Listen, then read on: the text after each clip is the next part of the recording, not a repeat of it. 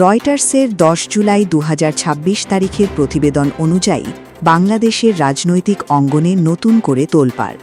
দীর্ঘ প্রায় 2 বছর নির্বাসনে থাকার পর দেশে ফেরার ঘোষণা দিয়েছেন সাবেক প্রধানমন্ত্রী শেখ হাসিনা। চলতি বছরের ডিসেম্বর মাস নাগাদ তিনি দেশে ফিরে আদালতে আত্মসমর্পণের পরিকল্পনা করছেন বলে জানিয়েছেন। 2024 সালে ক্ষমতা বদলের পর তিনি দেশত্যাগ করে বিদেশে অবস্থান করছিলেন। সাক্ষাৎকে শেখ হাসিনা জানিয়েছেন, দেশে ফেরার পর তাকে গ্রেফতার করা হতে পারে, এমনকি তার জীবননাশের ঝুঁকিও রয়েছে। তবে সমস্ত শঙ্কা মাথায় নিয়েই তিনি দেশে ফেরার সিদ্ধান্তে অনড়। তিনি বলেছেন, আমি আমার শেকড়ে ফিরতে চাই, যেখানে আমার পরিবারের সদস্যরা চিরনিদ্রায় শায়িত। দলের নেতাকর্মীদের বর্তমান পরিস্থিতিতে তাদের পাশে দাঁড়ানোই আমার লক্ষ্য। উল্লেখ্য, বর্তমানে শেখ হাসিনার বিরুদ্ধে বিভিন্ন মামলায় গ্রেফতারি পরোয়ানা ও আইনি প্রক্রিয়া চলমান রয়েছে।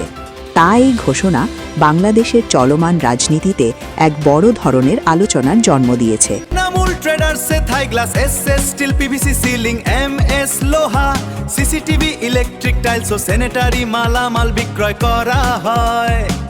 ডিসেম্বরে তার এই প্রত্যাবর্তনের সিদ্ধান্ত দেশীয় রাজনীতিতে কী ধরনের প্রভাব ফেলবে, এখন সেটিই দেখার বিষয়।